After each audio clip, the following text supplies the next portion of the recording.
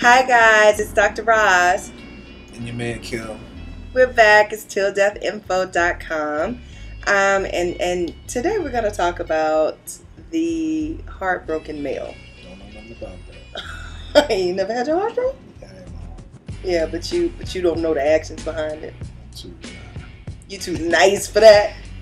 What are you talking? All right. So was working with a couple, and First of all, because we may have some new views. oh, true. Dr. Roz is a legit.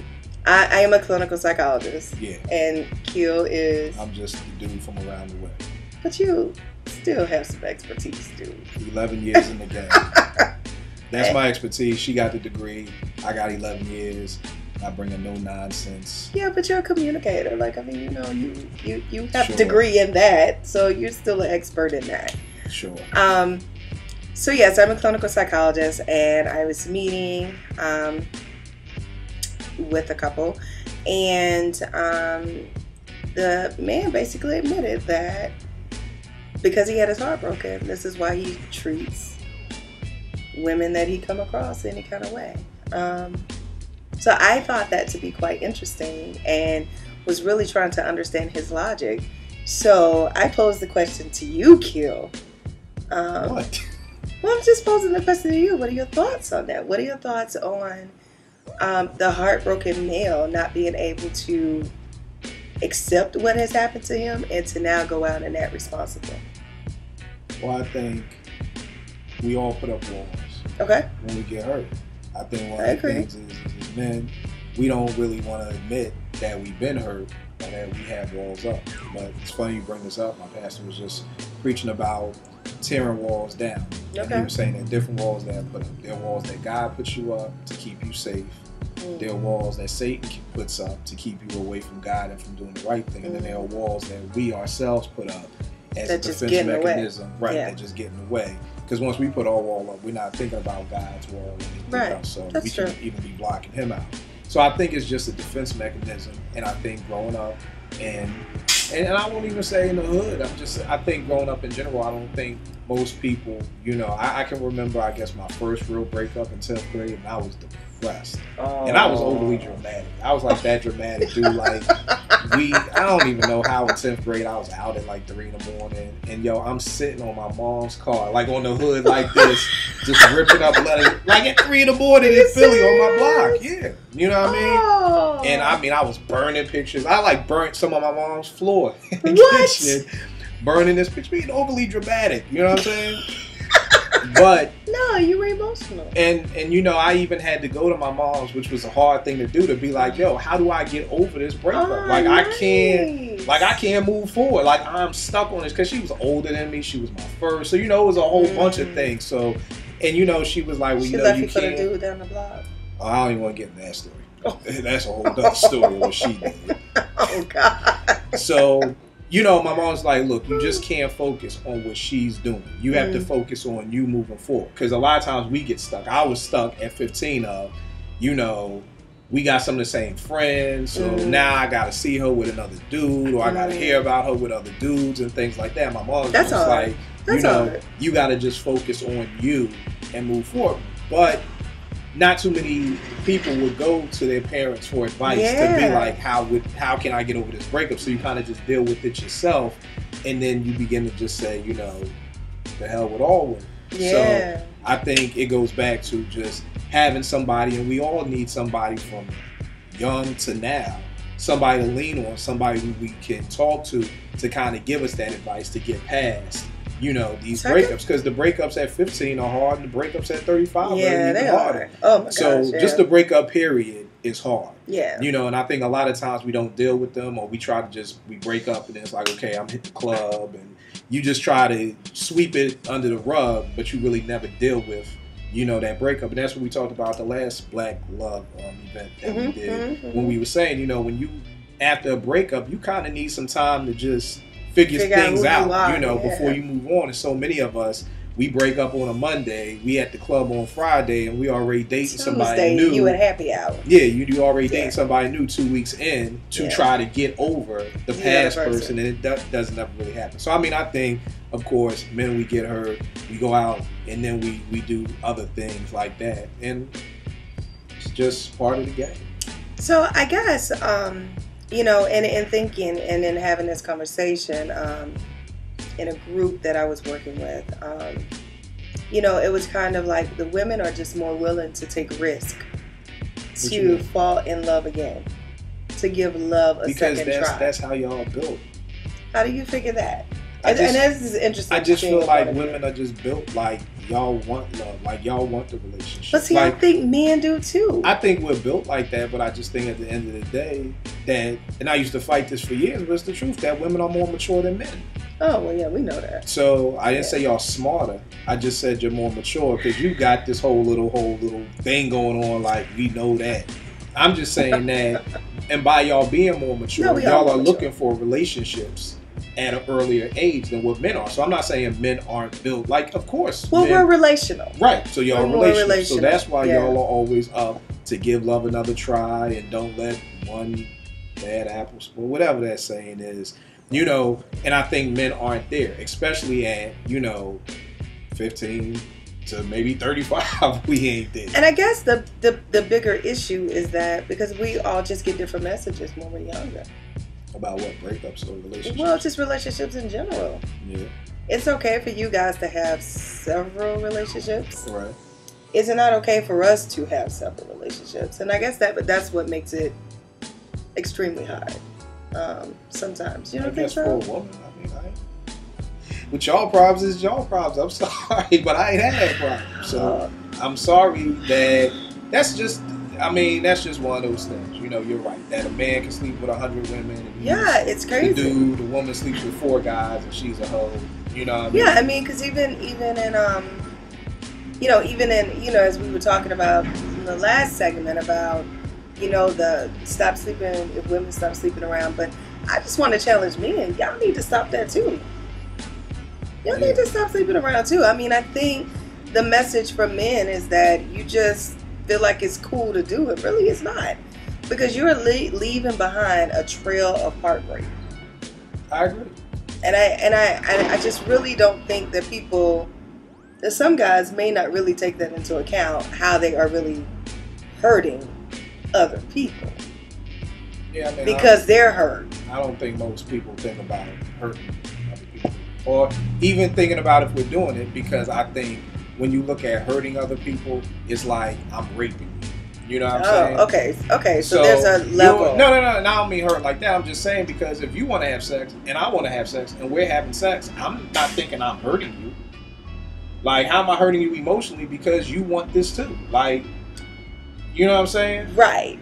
But what, when I leave? Yeah, when you roll, yeah. Well, why am I rolling? Like, did you break up with me? Am I cheating? No, I mean, come on. I'm not male bashing. No, I mean, I'm not male bashing. But it's easier for a guy to hook up with Susie on Tuesday and Karen on Friday. Okay. It is what it is. I mean, let's just be real. Right. And both of them thinking they the only one. Right. So yeah. To me, I guess I just can't conceivably understand how that's okay to do. No, I don't think it's okay to do. No. But how that message of it's cool to do that. I don't conceivably understand that. It's how we're raised. It's what we're taught, and it's just us going off of those things. You know what I mean? So I really think it's kind of like when you're trying to get to the heart of something, you got to start from the beginning.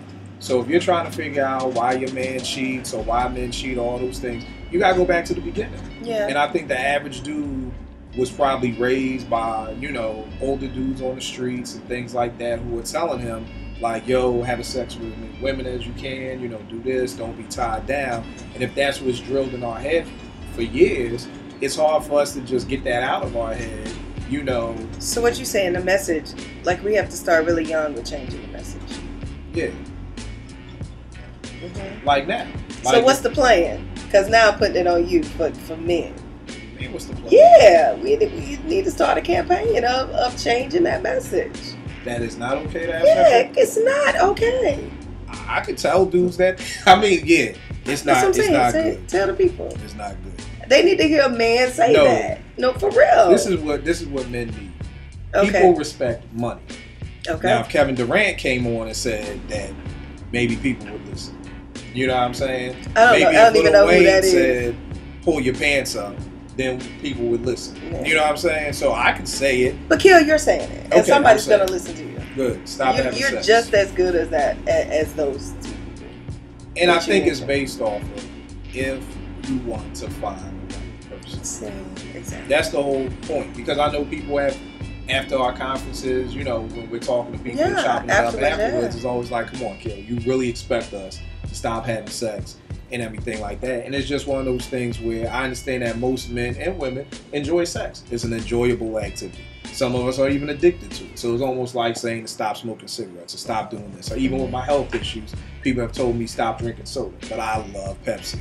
You know, so it's one of those things where I'm not saying it's easy. I mean, I know I'm saying like stop having sex, but it's not easy. But I'm just saying that if you want to meet that right person and really build the character, because when people really think about marriage, we're talking about forever. And we're going to chop it up about the vows, you know, and the vows that we take and how easily we throw them away. But you're talking about kicking it with somebody for forever.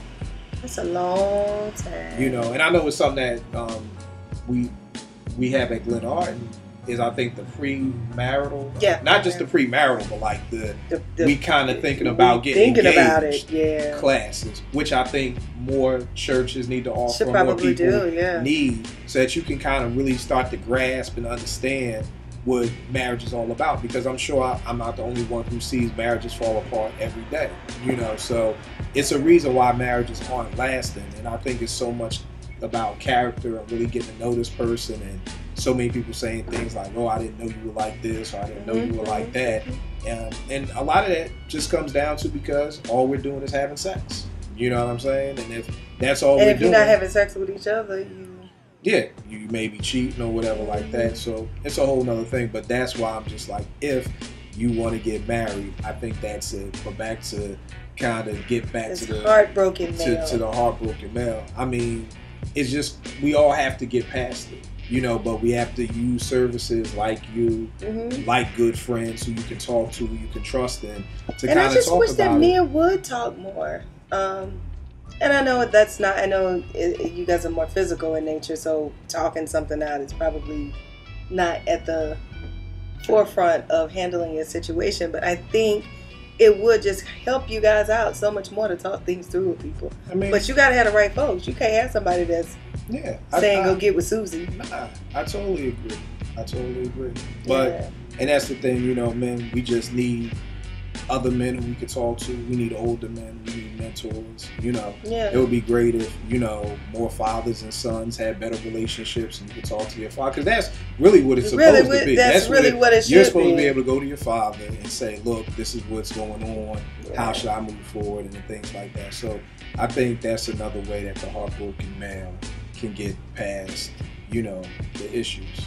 And I just want to say to the heartbroken male, think about how you felt when you were heartbroken, and why would you do that to a trail of other people? I think it's just called payback. Yeah, but don't make me pay for something I didn't do. Yeah, I'm sorry. I wasn't that chick that hurt you. I ain't that girl from 10th grade. The funny thing is about that is it wasn't, I guess, heartbreaking, but, you know, something that really made me not like black women for a long time. Ooh, really? We gonna have that conversation? Man, we can. Wow, okay. Growing up in Philly. Now, this is the wild part about it, because when I tell people this story, they act like no place else in the world had this problem. And I know they did. Growing up, I was always too dark. You too dark, kid. You nice, but you too dark. You know, you cute, but you too dark. Because I grew up in the 80s. I'm 74. So I grew up in that Albie Shore, light skin, green eyes, Christopher Williams type thing. So all through 8th grade, it was you too dark. Then boom, I go to 9th grade, and miraculously, I don't know what happened. I don't know if God just opened up the gates of dark skinness in heaven, but all of a sudden, all these dark skinned dudes popped on the scene. No, I mean, it literally was like one day you was watching video LP, and it was like I'll Be Sure was going, and here's Aaron Hall, and here's R. Kelly, and here's Big Daddy Kane, and here's Rakim, and here's all these dark skinned dudes, and here's Wesley Snipes, and all of a sudden, so I go to high school, and I literally became the in thing. And I'll never forget, because my whole thing, like my freshman year, I had so many girlfriends. I was cheating on everybody because I thought I was going to go out of style again. I thought I was literally a style. So I'm like, look, dog, I done been through this for 8 years. I've been through the You Too Dark. Now these chicks want a dark skin dude. And I was like, this may last for a year. Where's one Jesus? Like, no BS. Like, I was like, I got to get in and get out because I don't know how long I'm going to be in style. Luckily, I haven't gone back out of style again. But all that to say, for years, that pissed me off towards black women. Because I felt like y'all was so... So is that why you were cheating? I mean... On black women? I mean, I guess. I mean, I think a lot of men cheat just because we could. A lot of times I cheated because I could. Okay. But that's I treated y'all bad because I felt like y'all was stupid. Yeah, no doubt. Because I felt like... Black women? Black women, yeah. Why? Because I felt like you all allowed the media to tell y'all who looks good and who don't look good. You see what I'm saying? So it wasn't like... You know we're going to get a lot of emails. That's cool, I'm sure. But let's be honest, that's what it was. Women allowed the media to tell you who looked good and who didn't. Because guess what? How I could be in style a year later, but I wasn't in style a year ago, that's just like I'm a pair of shoes or something. And to me, if you have your own brain, if you have your own thoughts, you should not let somebody else tell you, okay, now this thing is in style. So that's why I said, I didn't say black women are stupid, so don't get it twisted. I said what I felt at that time. When you were 15. When I was 14. That's how I felt. I'm not saying all black women are stupid. I'm saying that's how I felt, because I felt like, wow, y'all don't even have a mind of your own. Because if I was cute, I should have been cute in 87 if I'm this cute in 88. You know what I'm saying? So please don't say, I don't want to read the email. You read them. Because I will feel through them. Wow, that's quite interesting. That's a different... So I did have beef. I did have beef with y'all because of that. That's real, though. That's real. And now, of course, when I tell people that story, women are like, "Oh no, I always love dark skinned dudes," and I'm like, "Really? Come on." So I guess it was just Philly. I guess it was just West Oak Lane and Mount Airy. It wasn't North or Southwest. I like dark skinned dudes, though. That's what y'all all say, but I know. If you look at every guy I've dated, they okay. I'm just keep in mind you're younger than me. So we came in style in '88. That's true. So I'm talking from pre-'88. Okay, that's true. You're right. And it was all Albie Shores and green eyes and light skin and all that good stuff. That's interesting that you have that take, because whenever I hear the whole light skin, dark skin debacle, it's always from a female's point of view. So it's very interesting to hear from a male's point of view. Yeah. I mean, it was bad, man.